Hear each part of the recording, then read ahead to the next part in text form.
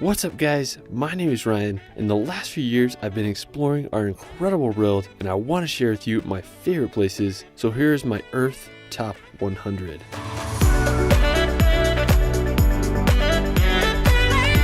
It's easy to forget how incredible our planet is. From the wonders of South America to the endless history of Europe, there's something worth discovering in every corner of our world. This video is a long one, so I made timestamps so you can jump around to your favorite locations. Let's start this video off in Cape Town, South Africa. If you love ocean and mountainous landscapes, you're in luck because Cape Town has both. One of my favorite features of Cape Town is Lion's Head. It's this wizard hat shaped peak that you can hike to the top of. Another wild spot is Table Mountain. You can take a cable car to the top and it offers some of the most incredible views of Cape Town from up there. Now, one of the best beaches in Cape Town is Camps Bay. The water may be chilly, but it offers some spectacular scenery all around. While we're still in South Africa, we're going to visit Drakensberg. It's a set of mountains on the South African Lesotho border, and it's home to some of the most incredible scenery. One of the craziest places is Tugela Falls. With a height around 1,000 meters, it's the second tallest waterfall in the world. The area that it's located in is called the amphitheater. It is just this bowl of massive cliffs that descend down to the gorge below. After, we're going to venture to Botswana to experience the Okavango Delta. Now, located in the northern part of the country, the Okavango Delta is this massive seasonal swamp that can be seen from space. The area gets flooded and it reaches its peak water levels during the summer months. Now, due to the influx of water, animals come from all over and it creates one of Africa's greatest wildlife concentrations. From elephants wandering through the chest-deep water to red lechwe antelope running through the swamps, it's just incredible how much wildlife exists in the Okavango Delta. One of the best ways to experience it is by taking a boat and wandering through the endless canals and lagoons, marveling at all the wildlife. Now, afterwards, we're going to head to the famous Victoria Falls. Located on the border between Zambia and Zimbabwe, Victoria is one of the longest waterfalls in the world with a length of 1,708 meters. The Zambezi River is what powers the waterfall, and one thing that I think that's unique about it is how it plunges into this narrow gorge. It's something unique I've never seen in any other waterfalls. There's this one place on the falls called Devil's Pool where you can sit in the water right in the edge of the waterfall. It looks like you're gonna fall in, but thankfully the current isn't that strong. After, we're gonna visit the country of Namibia.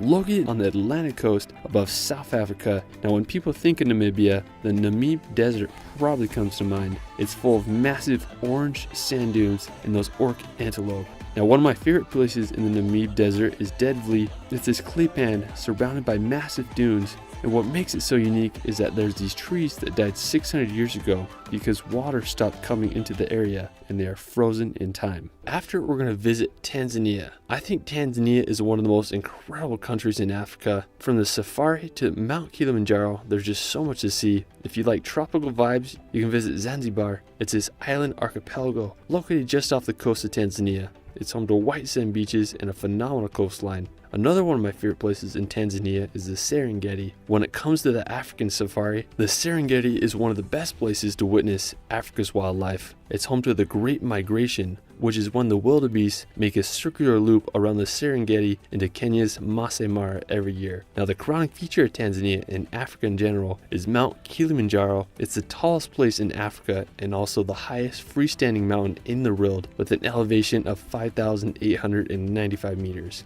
What's great about Mount Kilimanjaro is that it can be summited without climbing gear. The journey takes anywhere from 5 to 10 days to complete. Man, I'd love to do it someday. Now, one of the best places to view Mount Kilimanjaro is from the Amboseli National Park. It's located right across the border in Kenya, and I think it has one of the best views in the world, not only because it has a great view of Mount Kilimanjaro, but it's often coupled with animals such as elephants roaming free throughout the park. I mean, it's a scene straight out of Lion King. Now, afterwards, we're going to venture to Ethiopia to visit the Simien Mountains. They are home to the highest point in Ethiopia. Now, one of my favorite features of the Simien Mountains is its wildlife. They are home to the Kalada baboon, also known as the bleeding heart monkey, which can only be found in the Ethiopia highlands. I mean, it's just such an interesting part of Africa. Now, afterwards, we're going to visit the islands of the Seychelles. Now, located in the Indian Ocean off the coast of East Africa, the Seychelles are an archipelago made up of 115 islands and are home to some of the world's most famous beaches. Now, when you find the Seychelles, you'll probably come to the island of Mahi. It's the biggest island in the archipelago and also home to Victoria, which is the island's capital. Now, there's a lot to do and see on Mahi, and it's also a great place to venture off to the other islands. One of the most famous places in all the Seychelles is the beach called Anse Source d'Argent. It's located on the island of La Digue, which you can reach by taking a ferry from the neighboring islands. It's often rated as one of the world's most beautiful beaches, and I totally understand why. It has these massive granite boulders that create an otherworldly landscape. After, we're going to visit Madagascar. After Indonesia, Madagascar is the largest island country in the world. One thing unique about Madagascar is that 90% of its plants and animal species are found nowhere else in the world. One of the most famous places in Madagascar is the Baobab Avenue.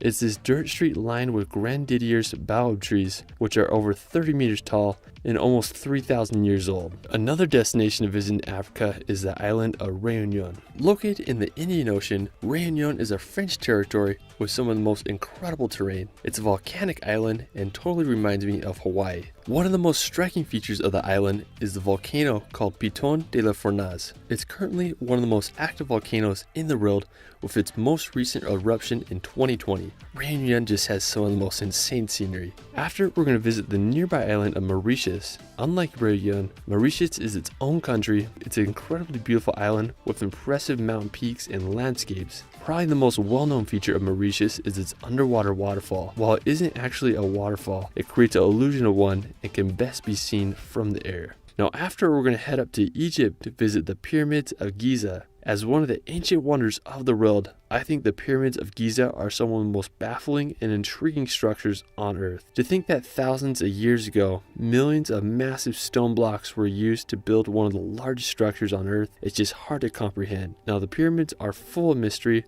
like how in the world were they built, what was their purpose, and just many other questions. Some archaeologists believe that the pyramids served as a tomb for the pharaohs, but I think they had a different purpose. Another interesting fact about the pyramids is that the coordinates are the exact same numbers as the speed of light. I mean, whether that means something or just a crazy coincidence, it's definitely something to think about. Now, afterwards, we're going to head over to Jordan to visit Petra. Famous for being one of the wonders of the world, I first remember seeing Petra in the Indiana Jones movie. It's believed that the area was settled by the Nabateans around the 4th century BC, where they made Petra as the capital city of their kingdom. I think the most impressive place in Petra is the treasury. It's this temple that was carved straight out of sandstone rock, and it's believed to have served as a mausoleum for the Nabatean kingdom. It got its name as the treasury because local Bedouins believed treasure was hidden inside. While we're still in Jordan, we're going to head over to the Wadi Rum Desert. Located near the border of Saudi Arabia, Wadi Rum is this incredible desert landscape with unique rock features. It's been the filming location for movies such as Aladdin and Star Wars. It really feels like you're on another planet here, and no wonder why so many films are created in this beautiful desert.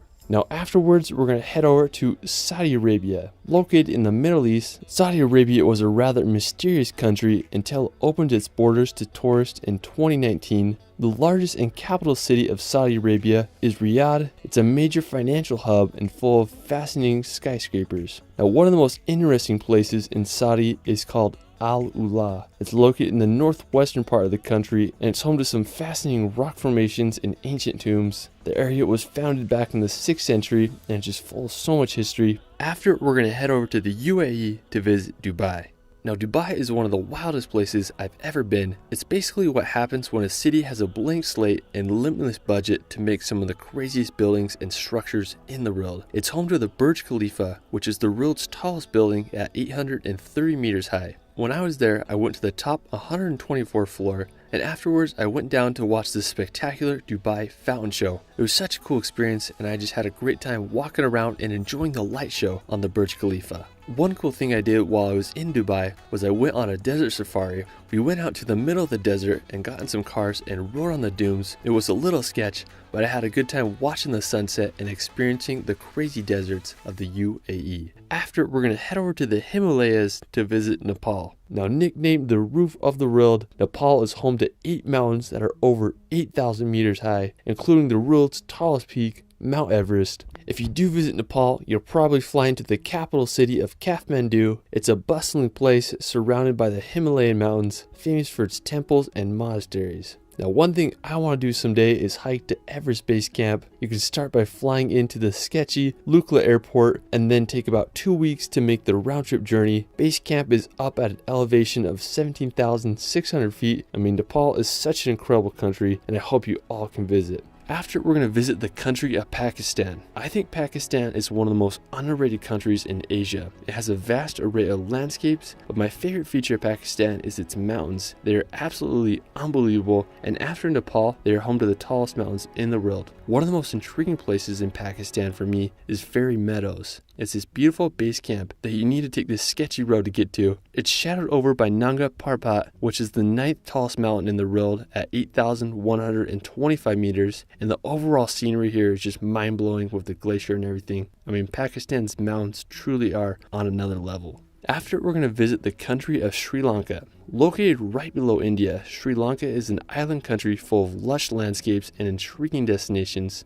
One of the most recognizable places on Sri Lanka is Sigiriya, or Lion's Rock. It's this massive monolith that sticks out of the landscape, and on top of it there's an ancient fortress that was built in the 5th century AD. Today it stands as one of the best preserved examples of ancient urban planning. Afterwards, we're going to head over to India to visit the Taj Mahal. Now, when I think of India, the Taj Mahal almost always comes to mind. It was completed in the year 1653 and took over $1 billion adjusted for inflation to complete. It was built by the Mughal emperor at the time as a place to house the tomb of his favorite wife. It just blows my mind that this was created almost 400 years ago. Today it stands as a symbol for India and receives over 6 million visitors a year. Another intriguing destination in India is Varanasi.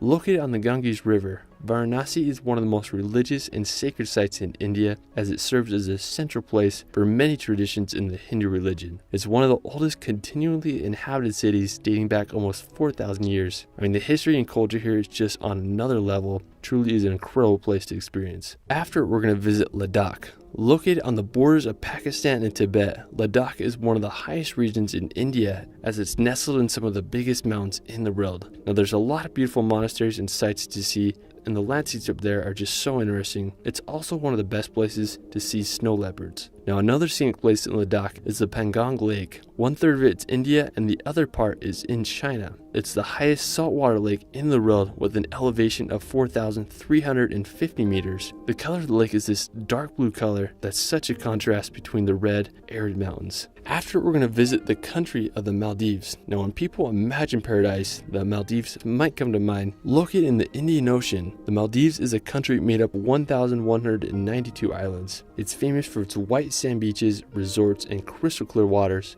I mean, if you're looking for an ideal honeymoon destination or just a relaxing vacation, the Maldives is your place. After, we're going to visit the country of Bangladesh. Almost completely surrounded by India, Bangladesh is a lush and vibrant country full of natural beauty and culture. The capital city of the country is Dhaka. Its old town is one of the most chaotic and wild places I've seen. If you want to see some of Bangladesh's nature, the Chittagong Hill Tracts offers some incredible landscapes with its lush rolling hills, and it's also where the highest place in the country is located. If you want to see the coast, Cox's Bazar is home to the world's longest natural beach for a length of 155 kilometers. Bangladesh really is an incredible country that deserves to be experienced. Now, afterwards, we're going to visit the ancient city of Bagan. Now, located in the country of Myanmar, Bagan is this ancient city and is home to over 2,000 Buddhist temples, pagodas, and monasteries. During the 9th to 13th centuries, the Bagan kingdom resided here, which later became Myanmar. Today, Bagan is one of the most visited places in the country. Afterwards, we're going to head to Angkor Wat. Located in Cambodia, Angkor Wat is a temple complex, and it's the largest religious monument in the world. It's easily one of the most remarkable ancient structures on Earth, and it's just hard to fathom this place. Angkor Wat was built in the 12th century by the Khmer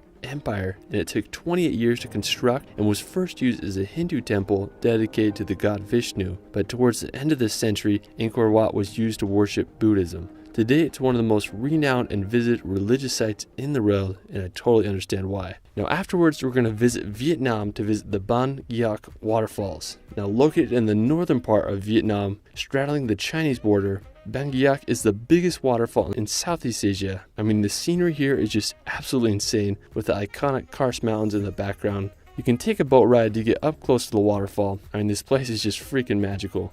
Another amazing spot in Vietnam is Ha Long Bay. Located in the Gulf of Tonkin, Halong Bay is this incredible area made up of emerald waters and thousands of limestone islands covered in lush vegetation. Now, probably the best way to experience Halong Bay is by taking a cruise. It can just be a few hours, but I recommend at least doing an overnight cruise so you can witness the Halong Bay during sunrise and sunset. Afterwards, we're going to head to Thailand to visit the Phi Phi Islands. I first saw these islands while watching Leonardo DiCaprio's film The Beach. Now, to reach the Phi Phi Islands, you can take hour-long ferries from the nearby cities. The main islands have lots of amenities such as hotels and restaurants, and it's a great place to venture off to the other islands. I think my favorite one is Koh Phi Phi Lee. It's this insane island you can boat around and snorkel. Another amazing place in Thailand is Phang Nga Bay. It's this mangrove area located near Krabi, and it has this almost perfect winding river that cuts through the mangroves with jagged mountains on both sides. Another amazing nearby place is Railay Beach.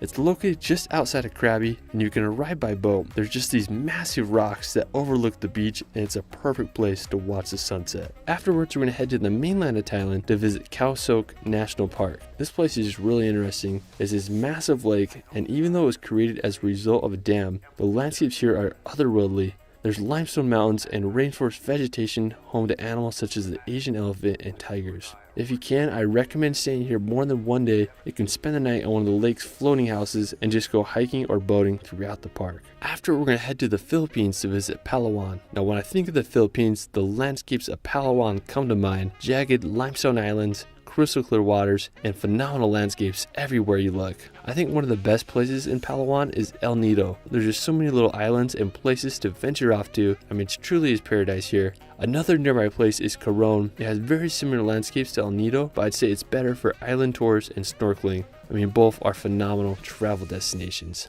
After, we're going to head over to Indonesia to visit Bali. Bali has been one of the most popular travel destinations the last few years. With its relatively cheap prices and incredible tropical landscapes, it's easy to see why. One of the most popular places to visit in Bali is Nusa Penida. It's an island right off the coast of Bali. It's famous for having white cliffs coupled with perfect beaches. Now, the rest of Bali is just full of rice terraces, prime surf spots, and jungle waterfalls. After Bali, we're going to head over to Mount Bromo, located on the neighboring island of Java. I think Mount Bromo is one of the most impressive volcanoes in the world. The volcano itself isn't anything crazy, but the views of the massive crater and the other volcanoes in the background is just unbelievable. Although Mount Bromo is a very active volcano, you can hike up to the top and walk around its rim. Another one of my favorite destinations in Indonesia is the Komodo National Park. It's an archipelago made up of 3 islands, and it's home to the Komodo dragon. My favorite island in the park is Padar. It's this little island with no development on it, and there's also no Komodo dragons. You can only reach Padar by boat. I mean, I'd love to sail around these islands one day. Now, afterwards, we're going to visit Raja Ampat. Often called the last paradise on earth, Raja Ampat is an archipelago made up of 1,500 islands. It's known for having some of the most pristine marine life, and it's one of the best places in the world to go diving. One of the most impressive places on Raja Ampat is the Wayag Islands. There's just dozens of these little islets and coasts to explore, and I can understand why it's called paradise on earth. After, we're going to head over to Australia to visit Whitehaven Beach. Regularly voted as one of the best beaches in the world, Whitehaven Beach is located on the Whitsunday Island, and it can be reached by taking a boat or seaplane. The sand is made up of silica, giving it this white color, and when combined with the blue ocean water, it creates this swirly turquoise mix that winds back into the island's inlet, and it's just incredible to look at. Now, probably one of the most famous places on Australia is the Great Barrier Reef. It's located in the northeastern coast of Australia, and it's the biggest reef system in the world, stretching over 2,300 kilometers. It can be seen from space and is the world's largest structure made by living organisms. No wonder why it's one of the 7 natural wonders of the world. It's home to over 10% of all the ocean's fish species, and there's also plenty of whales and sharks there. I mean, it would be a dream to go scuba diving here one day. Another incredible place on Australia's mainland near the Barrier Reef is the Daintree Rainforest. It's a combination of mountains, untouched beaches, and possibly the oldest rainforest in the world, which began over 110 million years ago. The rainforest is home to animals such as the cassowary, which is one of the world's biggest birds. The Daintree Rainforest has landscapes that I had no idea exist in Australia. The area around Cape Tribulation is so scenic, with sea mountains covered in the lush rainforest vegetation. Now, afterwards, we're going to head into Australia's centre to visit the Outback. When you look at Australia from space, you'll notice that basically all the cities are on the coast, but the interior of the country is this orange desolate landscape with hardly anyone living there, and that's the Outback. The most iconic landmark of the Outback is the Uluru or Ayers Rock. It's this massive monolith made up of sandstone. It's a sacred site for the indigenous Australians, believed to be a resting site for ancient spirits. There's definitely an energy there, and it's just bizarre how it sits alone in the desolate Outback. After, we're going to visit the nearby country of New Zealand. Now, after seeing movies like Lord of the Rings, I think it's safe to say we all want to visit New Zealand one day. Now, New Zealand is made up of 700 islands, but the two major ones are the North and South. If you're down for more adventure and crazy landscapes, I'd say the South Island is where it's at. It's home to the Southern Alps where Mount Cook is located. It's the tallest mountain in New Zealand and stands over 12,218 feet high. Another incredible spot is the Milford Sound. Described as the eighth wonder of the world, the Milford Sound is a fjord that was carved out by glaciers during the Ice Age. It's one of the wettest places in the world, and the whole area is just full of a rainforest and magical waterfalls. If you're more into beaches, the North Island offers so many. One of my favorites is Cathedral Cove. It's located on the Coromandel Peninsula, and it requires a decent walk to reach the beach, but you'll be rewarded with one of New Zealand's most beautiful beaches. Afterwards, we're going to visit the beautiful islands of French Polynesia.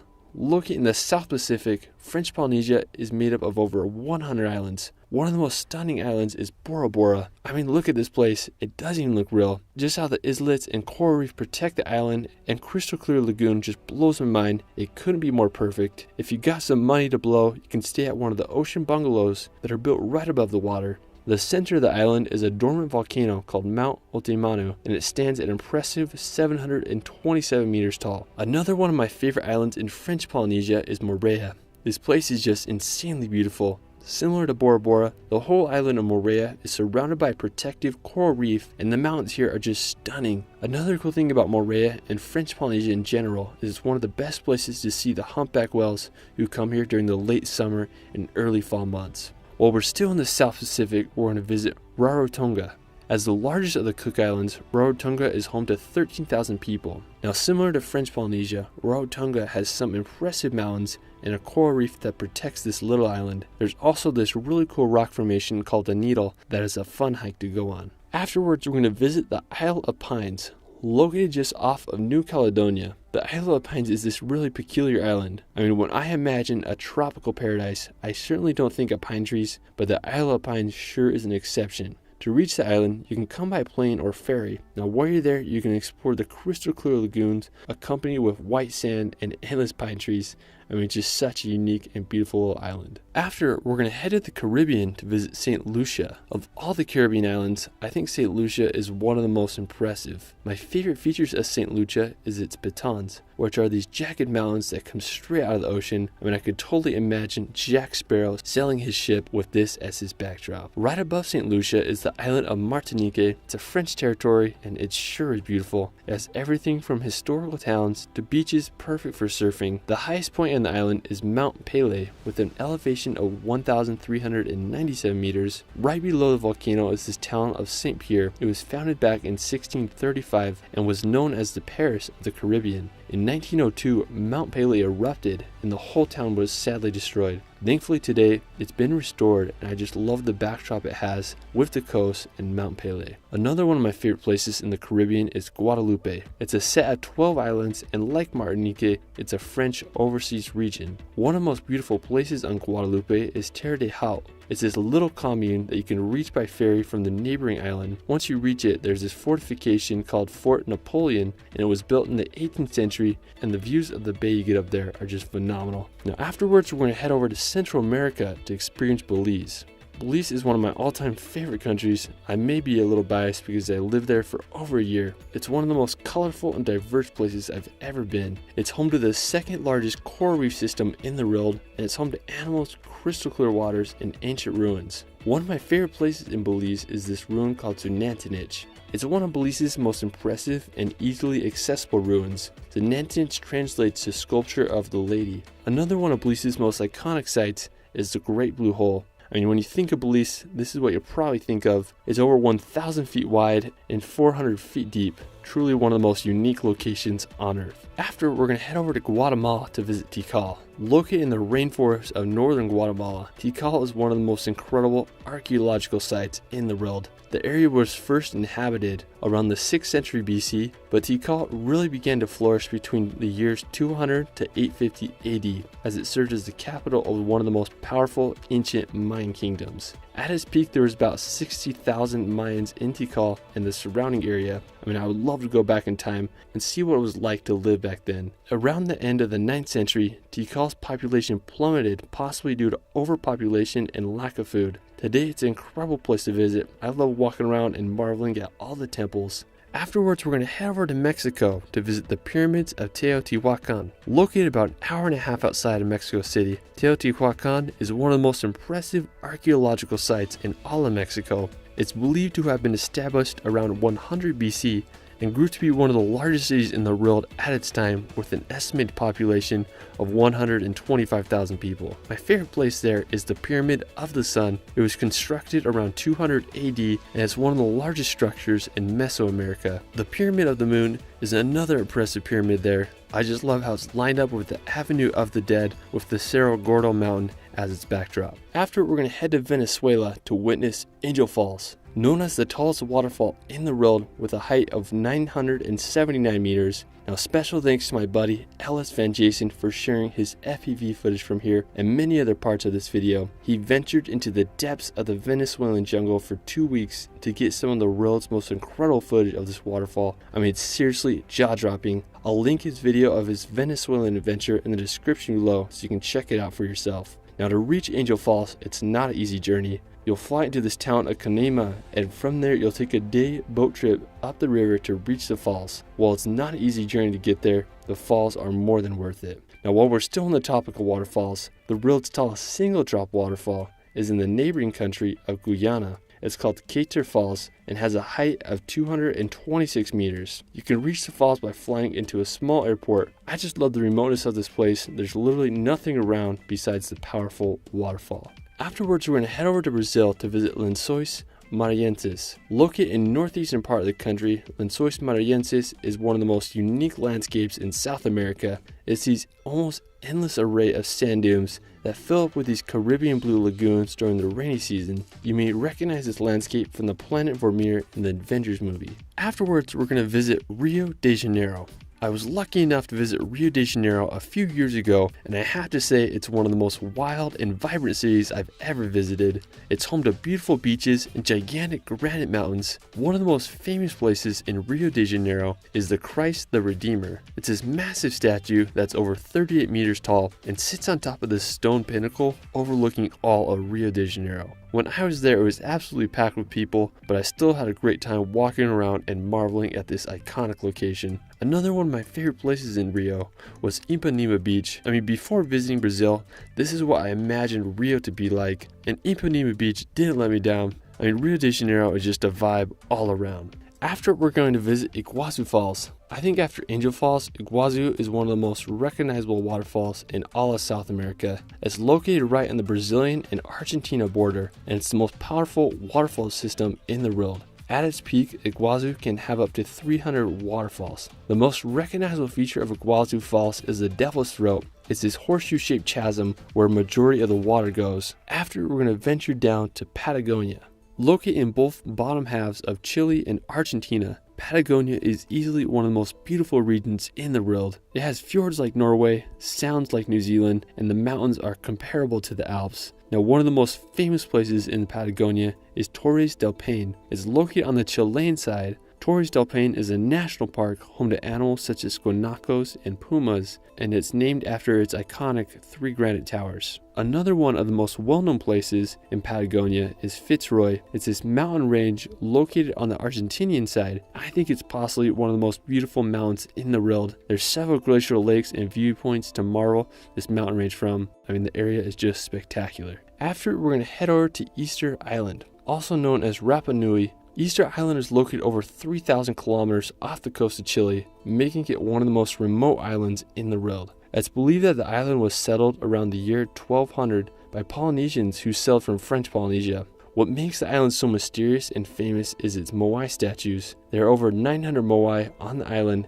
and the tallest reach over 10 meters tall. It's a mystery how these statues were transported, but it's believed that logs were used to move the moai across the island. Pretty fascinating stuff. After, we're going to Peru to visit Machu Picchu. Nestled in the Andes Mountains, Machu Picchu stands as one of the most incredible archaeological sites in the world. It was built around 1450 by the Incans and is believed to have been constructed as an estate for the Incan emperor at the time. Machu Picchu was abandoned in the year 1572, probably due to the nearby Spanish conquest, and many of the people may have gotten smallpox. The citadel was overgrown by the forest and remained hidden until 1911, when it was found by the American explorer Hiram Bingham. Today, Machu Picchu is one of the world's most well-known archaeological sites. To reach Machu Picchu, you can hike there, or you can also take a train. Afterwards, we're going to head over to Bolivia to experience the Uyuni Salt Flats. Located in the Bolivian Andes Mountains lies the largest salt flat in the world. One of the most peculiar places on the salt flats is this little island called Inca Huasi. It's located in the middle of the salt flats with nothing around, and it's home to giant cacti, and the landscape just feels otherworldly. Another interesting fact about these salt flats is that when it rains, it creates the world's biggest mirror. If you can't make it to South America, there's another salt flats called Bonneville in the state of Utah in the USA. I've been there several times, and I can say both are amazing and worth the journey. After, we're going to visit the Galapagos Islands. Located right on the equator, the Galapagos Islands are a volcanic archipelago made up of 21 islands. They were discovered in the 16th century and later popularized by Charles Darwin, who studied the island's unique endemic animal species. Some of my favorite animals on the island are the marine iguanas and the blue-footed birds. After, we're going to head to the Hawaiian Islands to visit Kauai. Of all the Hawaiian islands, Kauai is the oldest, making it the most beautiful and diverse. It's nicknamed the Garden Island, and when you go there, you'll understand why. One of my favorite places on Kauai is the Na Pali coast. There are very few places in the world, if any, that can match the beauty of this coastline. The Na Pali coast is filled with sea cliffs that rise over 1,000 meters from the ocean, contrasted with deep, narrow valleys that empty to the sea below. There are several ways to experience the Na Pali coast. One of the best ways is by helicopter. It can be a little expensive, but you're able to get incredible views of the cliffs. Another great way is through a boat tour. You'll be able to experience the coast from a new perspective, and you can also jump off the boat and do some snorkeling in the ocean. It's truly phenomenal. If you're on a budget like me, there's plenty of hikes and lookout spots you can go to have an amazing experience exploring the Na Pali coast. While we're still in Hawaii, we're going to visit the island of Oahu. Of all the islands in Hawaii, I have to say that Oahu is my favorite. I lived here for almost a year on the North Shore. It was some of the greatest times of my life. If you love hiking, surfing, and adventures, Oahu is the place for you. One of the most popular places on Oahu is Waikiki. It's a perfect combination of city and ocean. The beach is lined with high-rise hotels, and it's a perfect place to surf and catch some waves. Another one of my favorite places on Oahu is the North Shore. The North Shore is made up of 17 miles of coastline that is home to some of the greatest surfing in the world. One of the most well-known beaches on the North Shore is the Bonsai Pipeline. The waves are created by a super sharp and dangerous reef that causes the waves to break just right. During the winter months, some of the most popular surfing competitions are held here, and the waves can reach over 20 feet high. When there aren't crazy waves, I just love swimming on the North Shore. The water is so clear and the waves are so fun to swim in. After, we're going to head to California to visit Yosemite National Park. Now, Yosemite is one of the most stunning national parks in all the US. It's famous for its massive granite cliffs, clear streams, and gigantic waterfalls. One of my favorite features of the park is the Half Dome. It's this gigantic piece of granite that rises over 5,000 feet from the valley below. Another impressive feature of the park is the Yosemite Falls. It's one of the world's tallest waterfalls with a height of 1,430 feet. From Yosemite, we're going to take a drive on Big Sur. Located on the Pacific 101 Highway, Big Sur is one of America's most scenic roads, known for its winding turns, seaside cliffs, and views of the misty coastline. One of the coolest places on Big Sur is the Bixby Creek Bridge. It's just so photogenic with the coastline. Now, another one of my favorite spots is the Midway Falls, which is this 80-foot waterfall that falls onto the beach below. After exploring California, we're going to make the drive up to Oregon. Now, I have to say Oregon is one of my favorite states in all the US. It's home to massive volcanoes and countless waterfalls. Me and my wife did a road trip through the state a few years ago, and it was extremely enjoyable. I think Oregon is home to some of the best coastline in America. I highly recommend just driving up the 101 Coastal Highway. One of my favorite places on the drive is Cannon Beach. If you watch the movie The Goonies, you'll recognize it. Another beautiful spot is the Samuel H. Boardman Scenic Corridor. It's one of the most beautiful spots on the Oregon coast, in my opinion. After, we're going to visit Yellowstone National Park.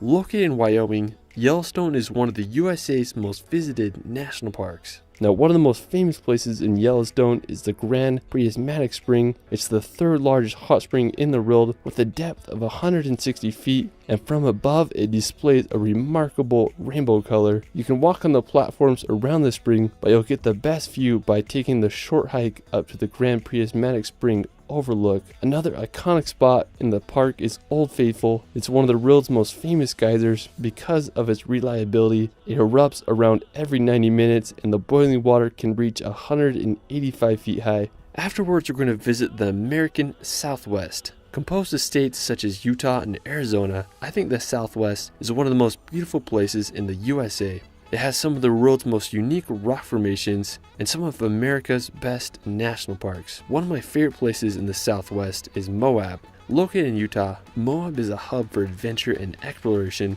What's great about Moab is there's so many activities you can do in and around it. One of my favorites is the Fisher Towers. It's just about a 40-minute drive outside of Moab. It's home to the Titan Tower, which is claimed to be the largest freestanding rock tower in the US with a prominence of 700 feet. You can do about a 4-mile round-trip hike and experience all the towers from below. I mean, it's just such a cool hike with incredible views. Now, another cool spot right outside of Moab is Corona Arch. I remember the first time I saw this place was in Devin Supertramp's video where they made a giant rope swing off of it. Now, to get to the arch, it's a fairly easy hike of 2.4 miles round trip. If you want to avoid the heat, I recommend doing the hike early in the morning or in the evening.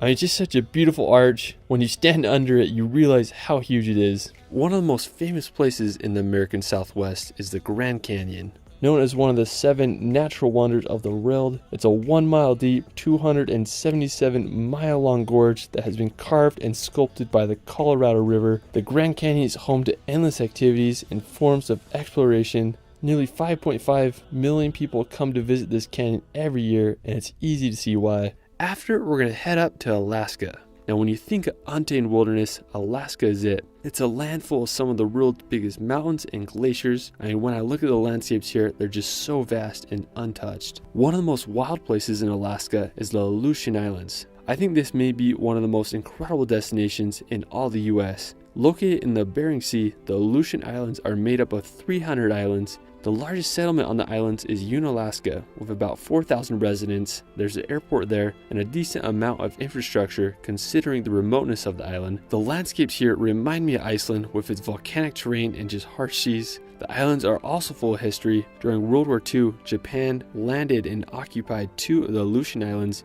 making it the only invasion on US soil during World War II. Now afterwards, we're going to head over to Canada to visit British Columbia. Sandwiched right between Alaska and Washington, British Columbia is an incredible area full of massive mountains and endless beauty. British Columbia is a wonderland if you're into action sports. It has some of the world's best mountain biking and kayaking, and it's also where the ski resort Whistler is located. While we're still in Canada, we're going to visit Banff National Park. If you love gigantic mountains and pristine alpine lakes, this is the place for you. It's Canada's oldest national park and easily one of the most scenic. My favorite place in the park is Moraine Lake. It just has this stunning turquoise water with a backdrop of the Rockies Mountains. I mean, it's hard to match that scenery. After, we're going to visit the land of the rising sun, Japan. From the snow-covered northern island of Sapporo to the Japanese Alps, this little island country has so much to offer. Now, when you get to Japan, you can visit Tokyo. It's the largest city in the world with a population over 37 million. From Tokyo, you can venture about an hour and a half outside to visit Mount Fuji. The active volcano is the tallest peak in Japan with a height of 12,388 feet. It's a perfect cone shape and acts as a sacred symbol for the country. A great place to view Mount Fuji from is Lake Kawaguchi. You can get a wonderful view of the volcano from there, and overall it's just a beautiful area. Nearby is the Cherito Pagoda, which offers one of the most incredible views of the sacred volcano. Afterwards, we're going to head over to China to visit the magical mountains of Zhangjiajie. Now, located in the Hunan province, this forest is home to some of the world's most bizarre scenery. The park is full of these rock pillars that ascend from the forest floor They are covered in lush vegetation and often misty clouds, adding to their magic. Now these rock pillars are the inspiration behind the floating mountains in the movie Avatar. Afterwards, we're going to visit the province of Guangxi. Now located in southern China on the Vietnam border, this place is absolutely incredible. When I imagine China, this is the type of landscapes I imagine. Lush valleys, vast cave systems, and mountains that look like they are straight out of a Dr. Seuss book. Now one of my favorite places in the province is Yangshao, located near the city of Guilin. The area is full of the iconic karst mountains. Throughout the province, there are just thousands of these uniquely shaped mountains. They are made from eroded limestone, and I think they are so fascinating. Anyways, I just want to take a boat down the Li River and explore all that Yangshao has to offer. Now afterwards, we're going to visit the Great Wall of China. This may be the most notable feature of China, and with reason. When I think of the Great Wall of China, I imagine one giant wall that stretches across the country, but it's actually a series of walls that were built by different dynasties as far back as the 7th century BC. The walls that are most famous and recognizable today are the walls that were built by the Ming dynasty during the 14th century, which are located about 2 hours outside of Beijing. Now in total, there are about 13,000 miles of walls across China, making it one of the greatest architectural feats in human history. After, we're going to head over to Russia to visit the Kamchatka Peninsula. Now this may be one of the most wild and beautiful places in all of Russia. It's a sea-battered land dotted with over 160 volcanoes. It's basically Russia's version of Iceland with a little bit of Alaska. The volcanic peninsula is home to bears, killer whales, and some of the most stunning places I've ever seen. There are no roads from mainland Russia that lead to Kamchatka, so the best way to get there is by plane. I think this may be one of the most beautiful yet undiscovered places in the world. After Kamchatka, we're going to head over to Siberia. Siberia is just this massive region. It makes up more than 3/4 of Russia's land area, but only about 25% of Russia's population lives there due to its remoteness and harsh weather. One of the craziest places in Siberia and all of Russia is Lake Baikal, located in the southern part of Siberia. Lake Baikal is the largest freshwater lake in the world. It contains more than 20% of all the world's fresh water. It's also the world's deepest lake with a depth of 1,642 meters. It's home to one of the only freshwater sills. During the winter months, the ice can freeze to be 2 meters thick. One of the easiest ways to get across is with a hoverboat, or you can have a winter workout and ice skate on the world's largest ice rink. After Lake Baikal, we're going to visit the Altai Mountains. This mountain range is nicknamed the Switzerland of Siberia, and I totally understand why. I'm just blown away by the scenery here. Altai Mountains are a mountain range that is located not only in Russia, but also extends to Mongolia, China, and Kazakhstan. Altai translates to Golden Mountain, and I have to say that the Altai scenery lives up to its name with its unique colors and golden vegetation. Afterwards, we're going to Turkey to visit Istanbul. Istanbul is just one of the most fascinating places. It's a transcontinental city, which means that Istanbul is part of Europe and Asia. The Bosphorus Strait, which is considered to be the boundary between Europe and Asia, runs right through the city. The history of Istanbul is endless. It was settled as far back as the 7th century BC, and it became the capital of the Roman Empire in 330 AD. Now, one of the most important features of Istanbul is the Hagia Sophia. It was built all the way back in 537 AD as a Christian church, but after the fall of Constantinople in 1453, the church was converted into a mosque. At the time of its completion, it was the world's largest interior space and the first building to use a fully pendative dome. I mean, just such an amazing structure. After, we're going to visit Cappadocia. Now, located in the heart of the country, Cappadocia is famous for its unique rock formations and skies full of hot air balloons. Cappadocia was first mentioned in the 6th century BC. Today, it's one of Turkey's most recognized places. One of the main towns in Cappadocia is Göreme. Almost every morning, the horizon in Göreme is filled with hundreds of hot air balloons. I mean, it doesn't get more magical than that. After, we're going to head over to Italy to visit Sardinia. Now, with some of Europe's best coastline, pristine beaches, and the clearest water you've ever seen, Sardinia is the place to be. The main reason I wanted to go to Sardinia was to visit Cala Golorizze. I think it's easily one of the most beautiful beaches in all of Italy. It has these massive pointy rock formations coupled with green cliffs and Gatorade blue water. We anchored and immediately went for a swim. I mean, the visibility was absolutely incredible. It's some of the best I've ever swam in. Another reason I wanted to go to Cala Golorizze is because there's a sea arch where you can cliff jump. I sent a few jumps off and it was just so much fun. I mean, there's no better feeling than sending a gainer into the ocean. I mean, there's just so much to do and see in Sardinia. I hope you can all visit one day. Now after Sardinia, let's head over to the Amalfi Coast. I have to say this is one of the most beautiful places, not just in Italy, but all of Europe. It's just hard to believe this place exists. Now, one of the most well-known towns on the Amalfi Coast is Positano. I mean, when you see this place in real life, you won't believe it. It's hard to beat the backdrop of the mountains filled with colorful villas against the Mediterranean Sea filled with boats and yachts. One of my personal favorite places on the Amalfi Coast is Fiordo di Furore.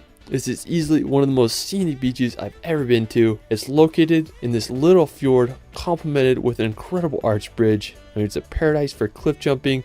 There's so many places you can jump from. Now afterwards, we're going to head over to Sicily to visit the Aeolian Islands. Now the Aeolian Islands are an archipelago made up of 7 inhabited islands located off of Sicily's northern coast. Now the islands were created by volcanic activity, and as a result they are home to some of the most bizarre landscapes. We sailed around for a week and went to some of the most phenomenal places the islands have to offer. Now the most epic island on the archipelago is probably Stromboli. It's nicknamed the lighthouse of the Mediterranean, and at night you can see lava shooting out the top. We took a boat to the northern side of the island and got some of the best views of the volcano. After, we're going to visit Italy's capital, Rome. Now Rome may be one of the most iconic cities in the world. Its history spans over 28 centuries, with its founding taking place in 753 BC. Ancient Rome's architecture stands today and draws millions of tourists each year. One of the most well-known structures of the capital is the Colosseum. It's this oval-shaped amphitheater that was completed in 80 AD. It's the largest amphitheater ever built and could hold anywhere from 50 to 80,000 spectators. You can marvel at its architecture from the outside or take a guided tour to witness the interior. Another one of my favorite attractions is the Trevi Fountain. It's this Baroque-styled fountain that was built in 1762. There's just so much to see in Rome. I hope you can all visit one day. While we're still in Italy, we're going to head over to Tuscany. Located in central Italy, Tuscany is known for its landscapes, history, and artistic legacy. Now, one of my favorite places there is San Gimignano. It's this hilltop town famous for its watchtowers and incredibly preserved medieval features. Now, the city of Florence is the crowning feature of Tuscany. It's considered to be the birthplace of the Renaissance, and the history there is endless. Whether you walk across the Ponte Vecchio bridge or marvel at the architecture of the Duomo, Florence is sure to take you back in time. After, we're going to visit the Italian Dolomites. I have to say these are my favorite mountains in all the world. I spent several weeks exploring these mountains, and I consider it to be some of the greatest days of my life. The Dolomites are home to endless jagged peaks, scenic alpine lakes, and just fairy town villages. One of my favorite places in the Dolomites is Seseda. I remember the first time I saw a video of this mountain, I couldn't believe it existed. The green grass slopes contrasted with the jagged mountain ridge, often covered in clouds, makes one of the most scenic landscape combos in the world. Another magical place nearby is Alpe dei Susi. It's home to the largest high alpine meadow in Europe, and the backdrop of the Sassolungo mountain with the huts creates a scene straight out of a dream. Afterwards, we're going to head over to Switzerland to visit the Alps. I have to say, the Swiss Alps are one of my all-time favorite regions in the world. There's just something magical about the massive mountains, incredible landscapes, and history that exists there. In general, I think Switzerland is one of the most well-run countries in the world, and you'll know what I mean when you visit. I mean, everything is perfect. The only downside is that it's very expensive. One of my favorite places in the Swiss Alps is Zermatt. It's this enchanting village that is overlooked by the daunting Matterhorn mountain. Zermatt is a great place to walk around and explore, and it's also an ideal starting place for many incredible hikes. You can take up the Gornergrat Railway to get some incredible views of the Matterhorn and surrounding mountains. Another one of my favorite places in the Swiss Alps is Lauterbrunnen. It's this magical village with waterfalls that descend upon it. I mean, it's a real life fairy tale. When you visit here, it's just hard to believe that places like this actually exist.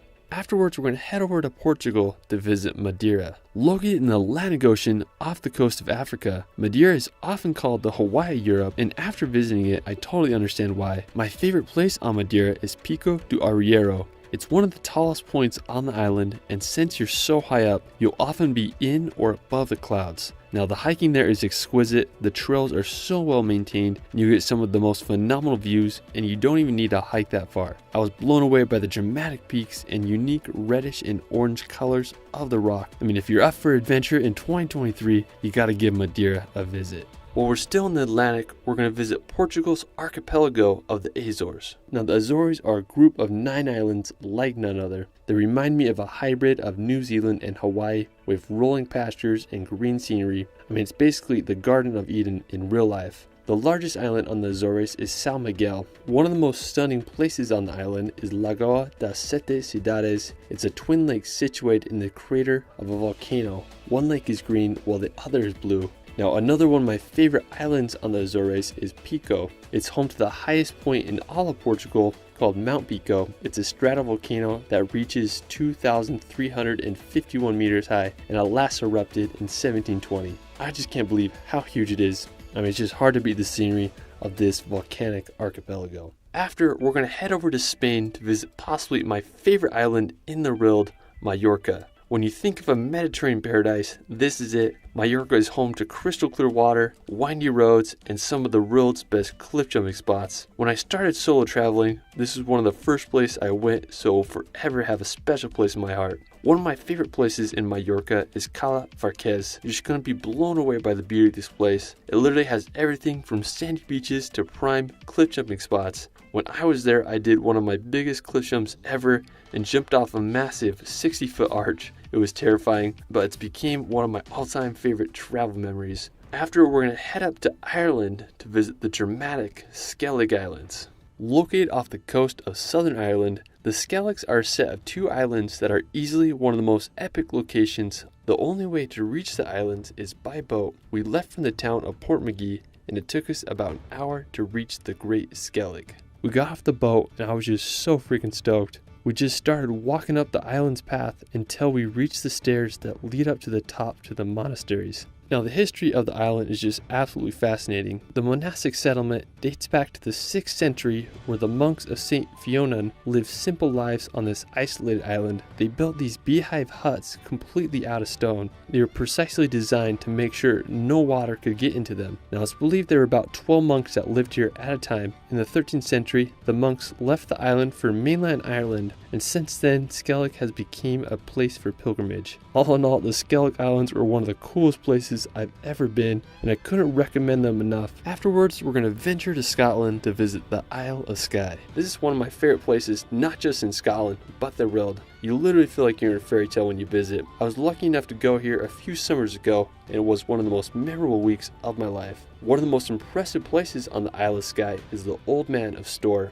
It's one of my all-time favorite rock formations. I felt like I was on the set of Game of Thrones. When you drive to the store, you can see in the distance and just gets you so pumped. Now, to get to the Old Man Store, it's about a 4-kilometer hike. You'll walk through some conservation gates and you'll reach the infamous rock pinnacles. So the legend of the Old Man Store is supposedly a giant lived here a long time ago, and when he was buried, his thumb was left sticking out of the ground, creating the mystical rock formation. Afterwards, we're going to head to the Arctic Circle to visit the Lofoten Islands. Now, Lofoten is located in northern Norway, and even though it is in the Arctic Circle, it feels like you're on a tropical island. I was lucky enough to go there a few summers ago and just had an incredible journey road tripping through the islands. Our first pit stop was at this little fishing village called Henningsvær. Henningsvær is home to the world's most scenic soccer field. When we got there, we sadly didn't have a ball, but we had a good time playing on the field and enjoying the incredible views of Henningsvær. If you want to do an amazing hike, I recommend hiking to Kvalika Beach. It's about a 4-kilometer round trip trek, and I promise it's worth it. When you get to the beach, you're going to be amazed by the landscape. It has mountains that remind me of Switzerland, an ocean that looks like the Caribbean, and it's green as a tropical island. I mean, I just can't believe places like this exist, especially in the Arctic Circle. Afterwards, we're going to head down to Western Norway. I was here recently and I was just blown away by the beauty of this country. I really like Western Norway in particular because it's home to a majority of Norway's fjords, and the landscapes there are just on another level. One of Norway's most well-known fjords is Geiranger You can get there by driving about 5 or 6 hours from Oslo. Now, the fjord is massive, and one of its most well-known features is the Seven Sisters waterfall that cascades 410 meters to the water below. Now, one of my favorite features in the fjord is Skagafla. It's this historic mountain farm perched on a cliff. Now, to get there, you need to take a ferry and then you hike up. Now the views up there are just breathtaking, and the grass-roofed cabins look like something out of a fairy tale. Another one of my favorite places in western Norway is Luvatnet. It's located just a few hours away from Geiranger. It's this glacier lake with a distinct turquoise water. I mean, such a stunning color, and the scenery around the lake is unbelievable. After, we're going to head over to Finland to visit Lapland. Now, located in Finland's northernmost region, Lapland is the definition of a frozen wonderland. If you can handle the cold, Lapland may be one of the best places to witness the northern lights. The aurora borealis are abundant throughout the cold winter months. It can get up to negative 50 degrees Celsius in the winters, so make sure you bundle up. One thing I just love about Lapland is the snow-covered trees. They look like something straight out of a Dr. Seuss book. Afterwards, we're going to visit the Faroe Islands. Located right between Norway and Iceland in the Atlantic Ocean. Now, I have to say that the Faroes are home to some of the world's most dramatic landscapes, from the sheer sea cliffs to waterfalls straight into the ocean. The Faroes have so much to offer. One of the most scenic places in the Faroe Islands is the Mulefusur waterfall that's located on Vagar Island, and the water falls over 100 feet down to the ocean below. One of my personal favorite places is the island of Kalsoy. It has an incredible lighthouse that overlooks some of the biggest sea cliffs I've ever seen. While we're still in the Nordics, we're going to head across the Atlantic to visit Greenland. Now, Greenland is just absolutely huge. It's the biggest island in the world, but due to its harsh living conditions, only 56,000 people live there, making it the least densely populated place on the planet. Now, the capital city is Nuuk, and about a third of all the people in Greenland live there. I just think Greenland has some of the most untamed and wild places. There's just endless fjords and wonders to explore. Such a fascinating place. After, we're going to head over to Iceland to experience the land of fire and ice. I have to say that Iceland is home to some of the most unique landscapes in the world. I mean, Greenland and Iceland should really switch names because there's no shortage of green here. One of my personal favorite places in Iceland is Reynisfjara Beach. It's a black sand beach that's about a 2-hour drive from Reykjavik. What I really loved about the beach is its basalt sea stacks in the ocean. It makes you wonder how the Vikings must have felt when they washed upon these Icelandic shores. Another impressive place in Iceland is the Skogafoss waterfall. It's easily one of the most impressive waterfalls in all Iceland, with a drop of over 62 meters. On the other side of Iceland, you can visit the Kirkjufellsfoss. It's this uniquely shaped mountain that looks like Gandalf's hat. If you go during the winter time, you might get lucky and experience the northern lights. There's just so much to see in Iceland, and I hope everyone can witness it at least once in their life. Afterwards, we're going to head over to Germany to visit the Neuschwanstein Castle. I have to say that it is the most beautiful castle in all Europe. It's what inspired Disney's Sleeping Beauty castle. I mean, it's just the perfect place for a princess. Now, the castle is nestled at the very tip of southern Germany. Neuschwanstein Castle is placed perfectly in the mountains with a phenomenal 360 view of the Bavarian Alps and the town below. When I was there, we walked around the castle. When you're up close, you realize how huge it really is. Anyways, I found a great vantage point in the trees with a perfect view of the castle. I mean, I just can't get over the beauty of this place. I mean, it's truly something out of a Disney fairy tale. Afterwards, we're going to head to France to visit Mont Saint-Michel. I have to say this is easily one of my favorite places I've visited in Europe. It's truly magical. Now, you can't drive directly to the tidal island. Instead, you can park in the parking lots outside and either take a shuttle or walk about 4 kilometers. Now, I definitely recommend walking if you can. As you approach the island, it's quite the experience. I mean, it just made me think of how the people must have felt throughout the ages as they came here. Now, when you reach the island and walk through the gates, you feel like you're walking into a Harry Potter movie. Now, on our way back, we met up with some sheep in the fields. I mean, definitely it was the perfect way to end our time at Mont Saint-Michel. Another one of my favorite places in France is the French Riviera. Also known as the Côte d'Azur, the French Riviera is one of the most highly sought after destinations in Europe. It's located in southern France on the Mediterranean Sea. One of my favorite places on the Riviera is Aix. It's this medieval hilltop village that was founded around the 14th century. When you walk through the village, you'll feel like you're going back in time. Now, if you're into more nature, I recommend you check out the Calanques near Cassis. They offer some of France's best scenery with incredible sea coves surrounded by daunting cliffs. The one I really wanted to go to is called Calanques d'Envaux. When I reached the beach, I was just amazed by the steep white cliffs coupled with the greens of the pines and blues of the water. We went for a swim and the water clarity was amazing. I wanted to find a clifton spot, and after swimming down the cove, I found this little rock about 7 meters high and sent a few jumps off it. After, we're going to visit France's capital, Paris. Since the 17th century, Paris has been Europe's major center of finance, fashion, and the arts. Paris is Europe's most visited city, and with all of its attractions and fascinating history, I totally understand why.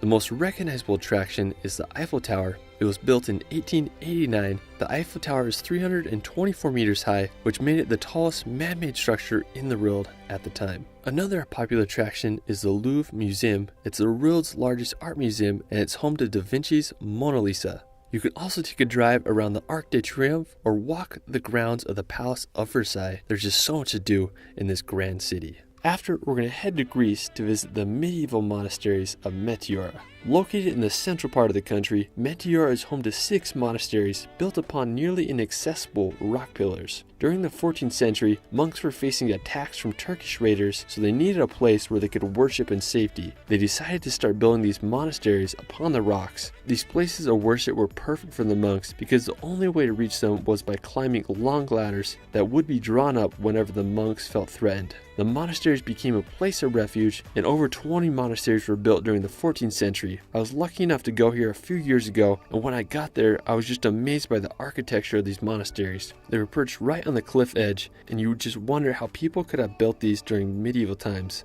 If you're ever in Greece, make sure you visit this magical place. For our final location, we're going to visit one of my favorite islands in the world, Zakynthos. I've been here twice so far, and I just keep wanting to come back. It's one of the most impressive locations I've ever been. From 1,000-foot white cliffs to the bluest water you've ever seen, Zakynthos has it all. The most famous place in Zakynthos is the Shipwreck Beach. Back in the 1980s, a cargo ship from Turkey was carrying illegal contraband, and the Greece Navy chased them into this cove where it crashed. Over the years, the sand has built up around the ship, and it's created one of the most visually stunning locations in the world. The beach is only accessible by boat, so I got on one and headed to the beach. I was just baffled by the size of the cliff walls. They are over 1,000 feet high. After checking out the beach, I decided to get a view from the cliffs above. I just had a good time exploring the cliff.